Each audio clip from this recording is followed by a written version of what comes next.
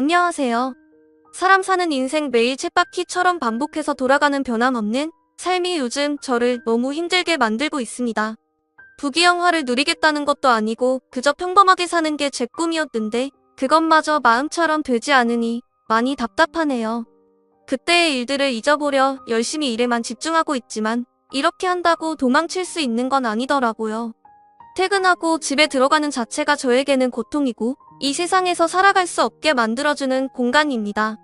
그래서 집에 들어가기 전에 매일 온전한 정신이 들지 않게끔 술에 의지한 채 눈만 붙이는 공간이 되어버렸어요. 이런 고통 누가 알아주겠어요?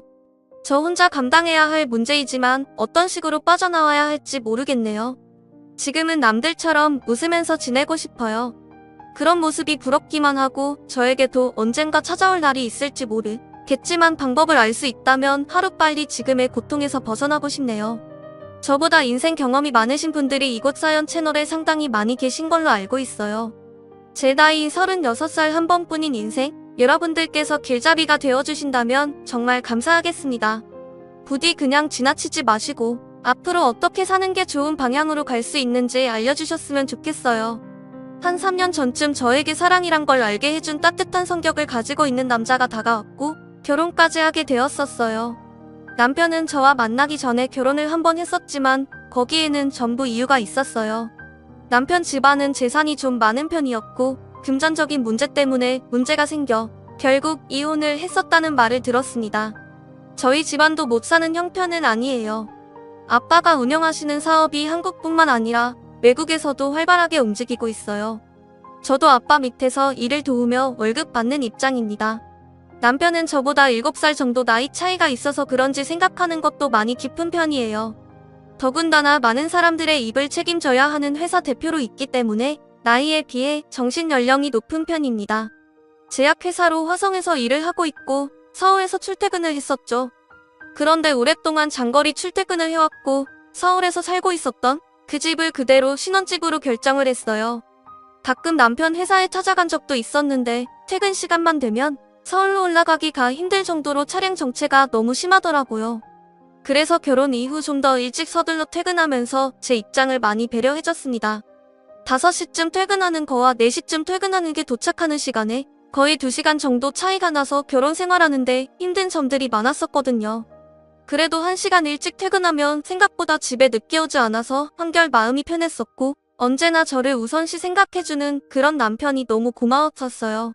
일과 집 밖에 모르고 회식은 직원들끼리 알아서 자유롭게 하는 편이 남편과 좀 더 많은 시간을 가질 수 있었어요. 술과 담배도 하지 않아 저에게는 최고의 남편이었죠. 그렇게 행복한 결혼 생활을 하게 된 지 2년쯤 지났을 때 제 몸에 변화가 온 걸 느끼게 된 순간 산부인과 애차자가 검사를 받아보니 임신을 하게 됐다는 놀라운 사실에 양가 부모님께 소식을 전하니 모두의 축복과 많은 사랑을 받으며 지낼 수 있었어요. 다행히 저에게는 입덧이 없어 남들보다는 그래도 좀 더 편하게 임신 기간을 보내고 있었습니다.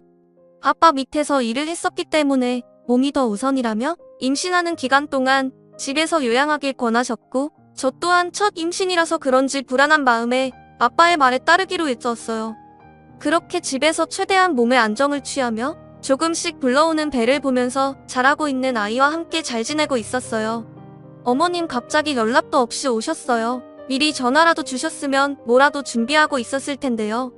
내가 그럴까봐 연락 안 한 거야. 몸 조심해야 하는데 시험이 온다고 오기 전에 바쁘게 움직이다가 무슨 문제라도 생기면 어쩌려고 그러니? 그냥 잠시 얼굴이나 보려고 들린 것뿐이니까 신경 쓰지 말거라. 그나저나 우리 아들과 전화통화하면서 알게 된 건데 내일 음식 준비한다면서 임신 이후 하지 말라고 계속했는데도 고집 부린다고 걱정하고 있더라. 자기 남편 잘 챙겨주는 것도 좋긴 하지만 그래도 몸을 무리하면서까지 매일 하다가 유산이라도 되면 어쩌려고 그러니? 내가 볼 때 몸도 건강한 편이 아닌 것 같은데 삐쩍 말라서 호리호리해서 살짝만 쳐도 어디 하나 부러질 것처럼 약한 몸에 임신까지 되었으면 새아가 네가 알아서 신경 써야지. 이런 걸로 시험이 걱정시켜서야 되겠니? 웬만하면 저녁은 나가서 외식하는 게 좋을 것 같구나. 건강식 잘 나오는 곳 많잖아. 시어미가 이 정도 얘기했으면 어느 정도 알아들었겠지. 자주는 아니더라도 가끔 전화하셔서 제 걱정을 많이 해주시는 모습에 정말 감사했어요.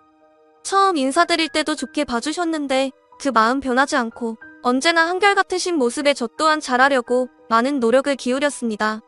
시집 잘 가도 제일 큰 문제가 시모와 며느리의 관계로 인해 이혼하게 되는 경우가 많다고 주위에서 듣긴 했었는데 시댁 집안 모두 정말 괜찮은 분들이셔서 너무 행복해졌습니다.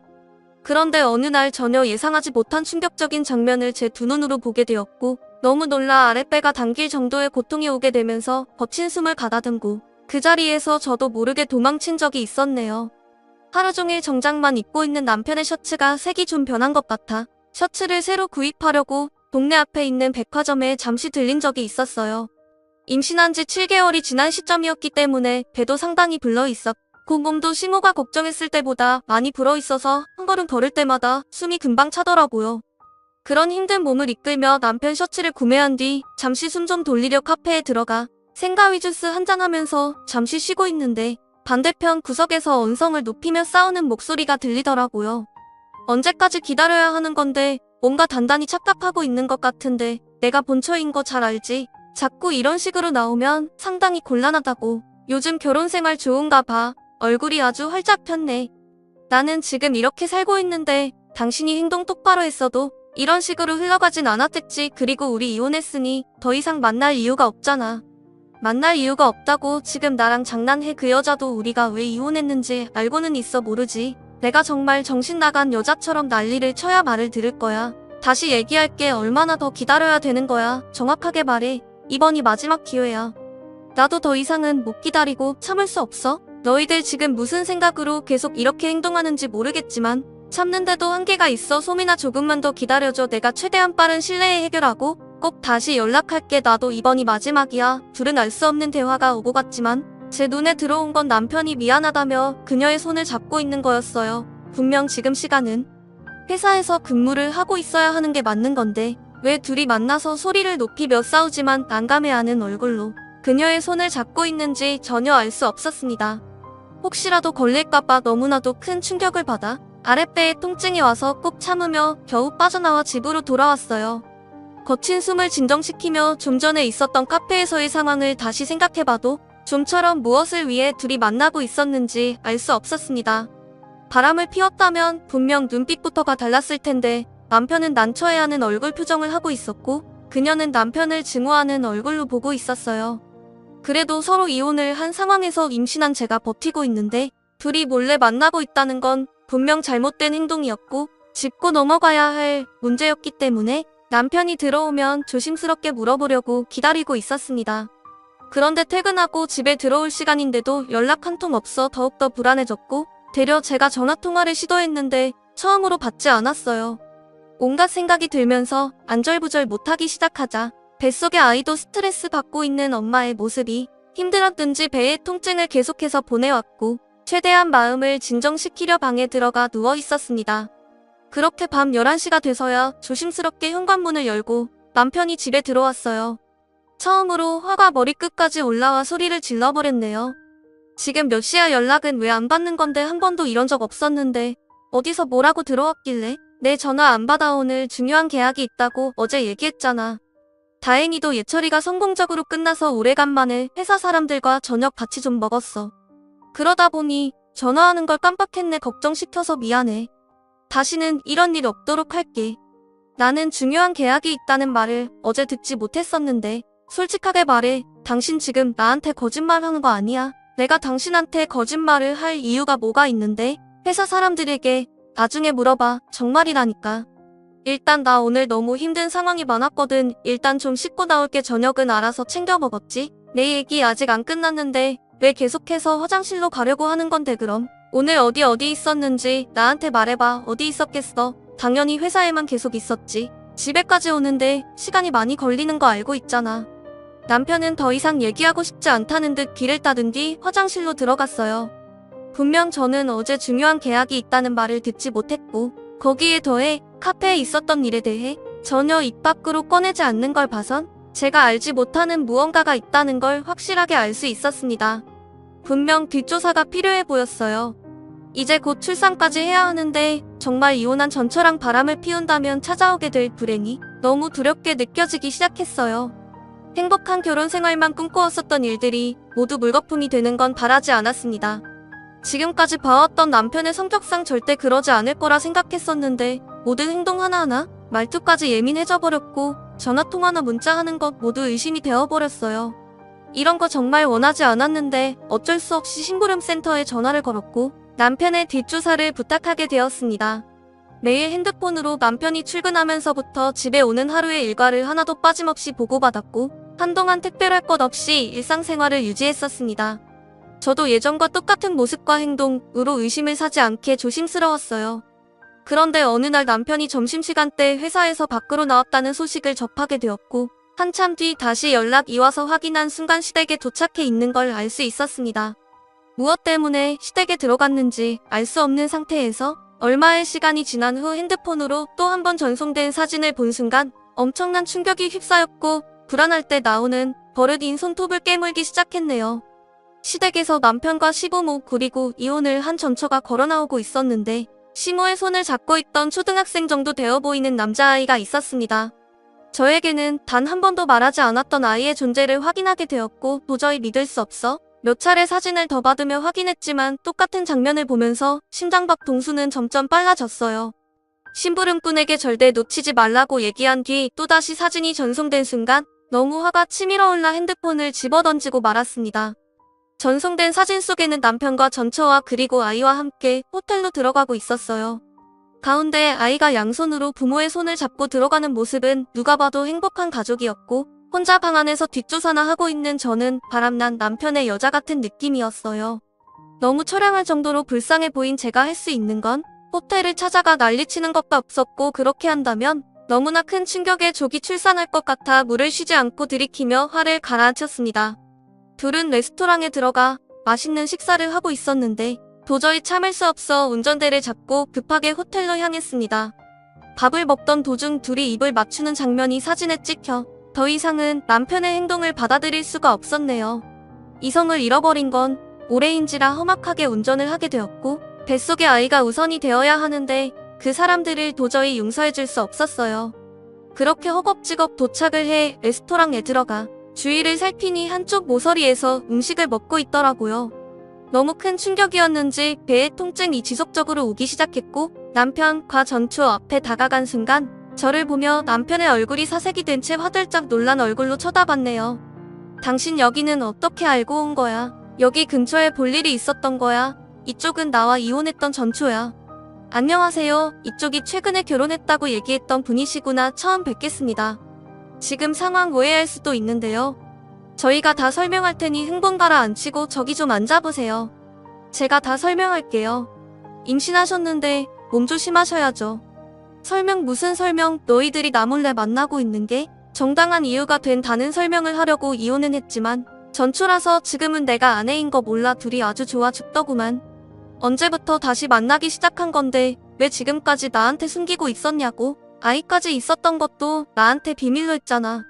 모든 게 전부 거짓이었다고 둘이 입 맞춘 거 내가 모를 줄 알아. 그게 아니라 우리도 어쩔 수 없는 상황이었다고. 정말이야. 믿어줘. 전부 다 설명할 테니까 제발 진정 좀 해. 너 같으면 이런 상황을 보고도 진정할 수 있을 것 같아. 둘의 사랑이 아직까지 남아있는데 내가 이 모습을 보고 당신이랑 어떻게 살아갈 수 있겠어. 평생을 의심하면서 살게 될 거 아니야. 아이까지 있으니 아이 핑계로 둘은 계속 만나겠지. 결국 남편의 얼굴에 손이 올라갔고 남편은 제 팔을 붙잡으며 제발 진정하라고 당황해하고 있었어요.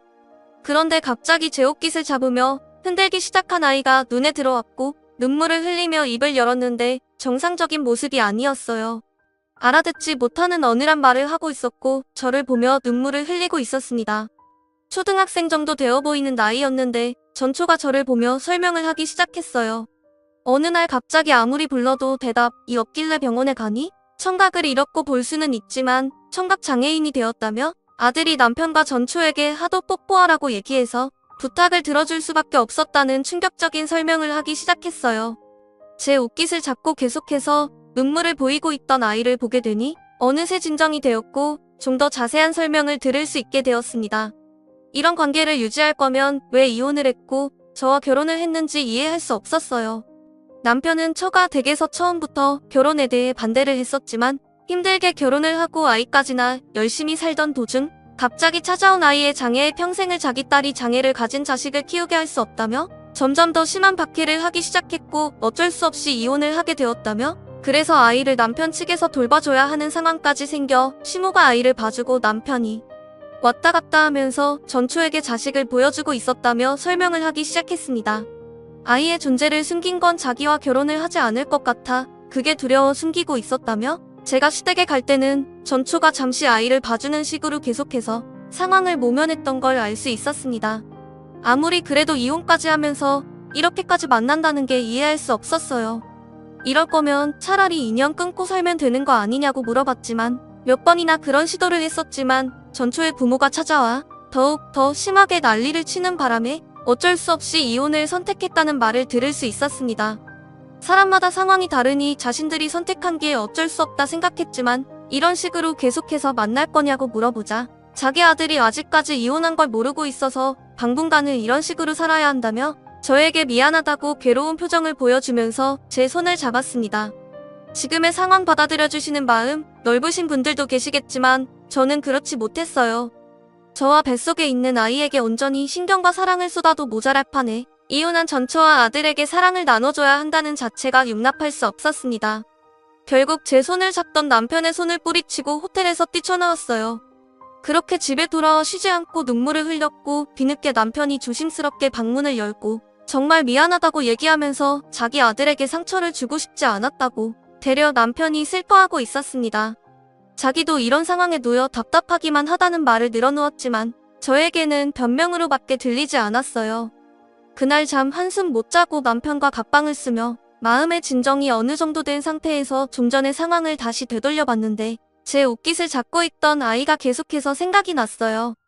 장애를 가진 아이에게 부모가 헤어졌다는 상처를 주고 싶지 않아 그렇게 했다고 하지만 이런 상황을 허락하고 지켜본다면 언젠가 저를 내칠 것 같다는 생각이 들더라고요.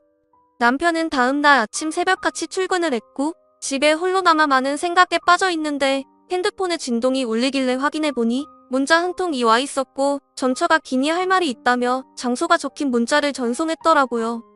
별로 가고 싶지 않았지만 전날과 다르게 저도 어느 정도 제정신인 상태에서 이성적인 대화가 가능할 것 같아 다시 얼굴 보고 대화를 이어나갔어요.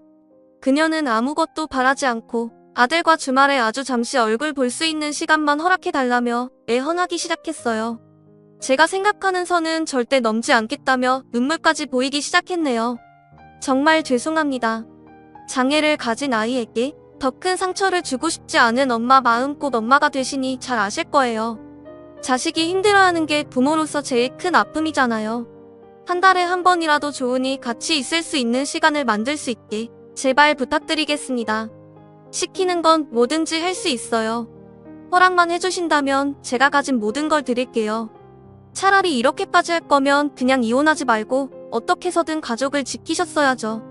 그쪽 때문에 제 인생 또한 전부 다 망친 거 아세요? 저도 이 결혼 쉽게 한 것도 아니고 정말 신중한 결정한 건데 갑자기 이렇게 나타나셔서 자식 핑계로 계속해서 만나는 것 같아 심적으로 너무 힘들어요. 그런데 자식 간의 문제라 제가 만나지 말라고 얘기해도 저보다는 자식이 우선이기 때문에 몰래 만나실 거잖아요. 저도 남편과 시간을 보내야 하고 곧 출산까지 해야 하는 입장에서 일주일에 한 번은 힘들 것 같네요. 한 달에 한 번은 허락해드릴 수 있어요. 저도 이 문제 때문에 정말 많이 고민했고 아이가 장애를 가지고 있어서 그게 마음이 아파 허용하는 거니 어느 정도 선은 지켜주셨으면 좋겠네요. 이 말이 끝나자마자 제 손을 잡으며 감사하다고 눈물을 흘리셨어요. 그런 모습 보니 마음이 별로 좋지 않더라고요. 그런데 갑자기 주머니에서 무언가를 꺼내 저에게 건네주었고 확인해보라고 얘기하길래 상자를 열어보니 생각지도 못한 게 들어있더라고요. 저는 너무 놀라 이게 뭐냐고 물어보자 고마움의 표시로 작은 성이라며 금괴를 주었습니다. 너무 당황했고 뭘 바라고 하는 것도 아니었기 때문에 거절했어요. 하지만 전처는 저에게 꼭 받아달라며 제 가방에 막무가내로 넣더니 몇 번이나 감사하다고 고개를 숙 인뒤 자리에서 먼저 일어나 나갔습니다.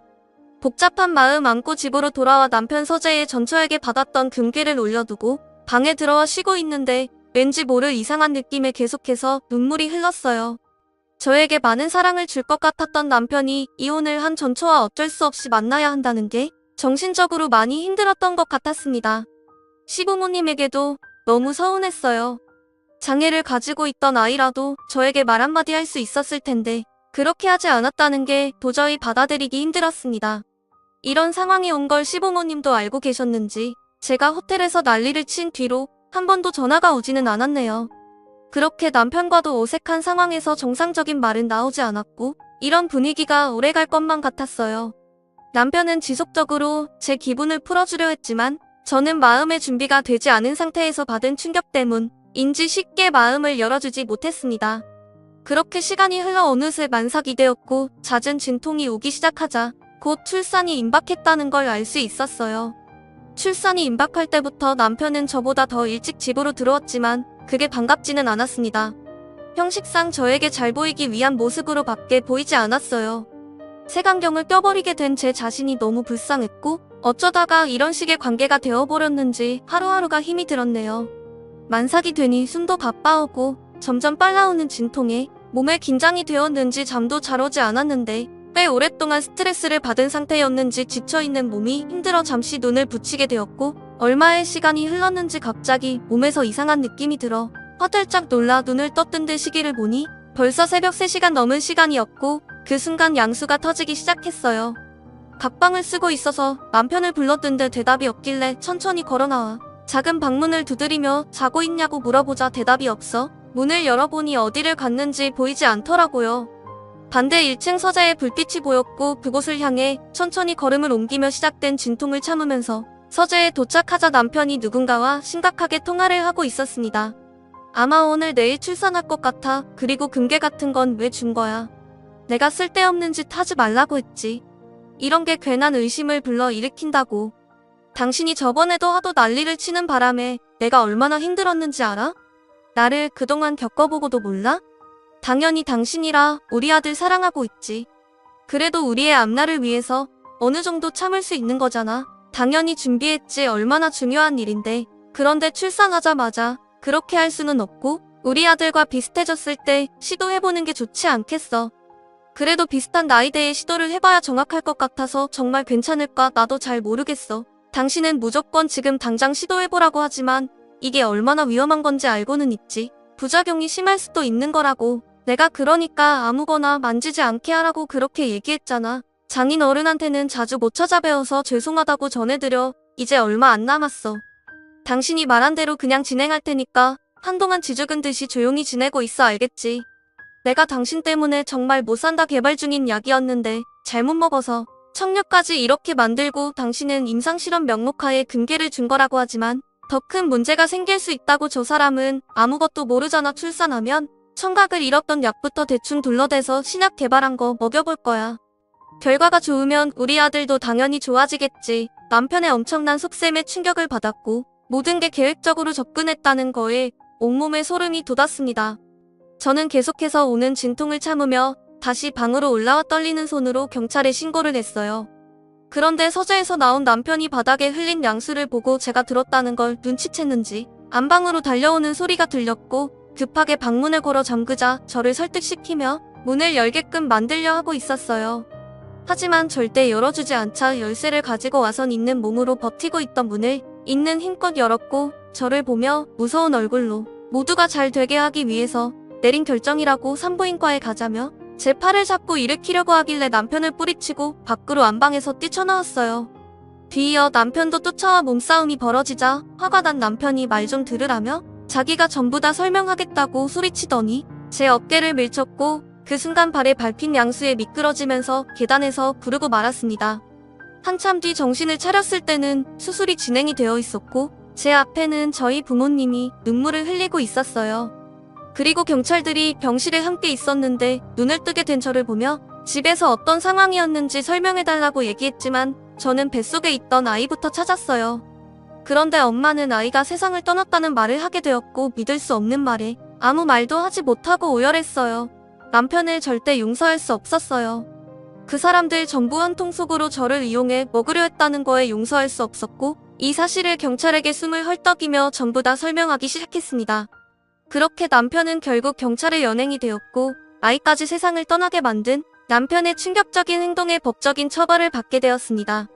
그리고 전처와 시댁지방과 전처의 지방 모두 이 사실을 알고 묵인한 죄를 물었고 모든 사건은 종결이 되었어요. 하지만 법적인 처벌을 받아 징역을 살게 된 남편이 아직까지도 저는 용서가 되지 않아요. 어떻게 사람이 그런 생각을 하고 계획을 했는지, 그리고 전초 또한 저에게 금괴를 줬던 게 임상실험 비용으로 생각하며 건넸다는 것도 정말 충격이었네요. 자기 자식은 소중하고 제 뱃속에 있는 아이는 그저 실험을 위해 계획하려 했다는 게 도저히 믿을 수 없었습니다. 몸에 있는 제왕절개의 흉터를 볼 때면 너무 괴로워요. 세상을 떠난 아이가 그립고 너무 슬프네요. 이혼 위자료, 정신적인 손해배상 그런 거 전부 필요 없어요. 하늘로 떠난 제 아이가 보고 싶을 뿐입니다. 앞으로 제 삶이 좋아질 수 있을까요? 그 사람들이 평생 동안 자기가 한 행동에 대해 잘못을 인정하고 뉴스칠까요? 그 사람들이 사람이 정해준 처벌을 받고 다시 사회에 나와 아무렇지도 않게 생활할 거 생각하니 너무 가슴이 아프네요. 분명 언젠가 더 큰 처벌이 내려질 거라고 믿고 있으려고요. 제 사연을 여기에 올리는 이 순간부터 여러분들의 위로를 받고 마음이 한결 편해졌으면 좋겠지만 그것 또한 언제까지 갈 건지 모르겠어요. 시간이 약이라지만 지금 이 순간이 너무나 힘이 드네요. 제 사연 들어주신 분들 오늘 하루도 정신없이 보내셨을 텐데 푹 쉬시고 하시는 일 잘 되시길 바랄게요. 감사합니다.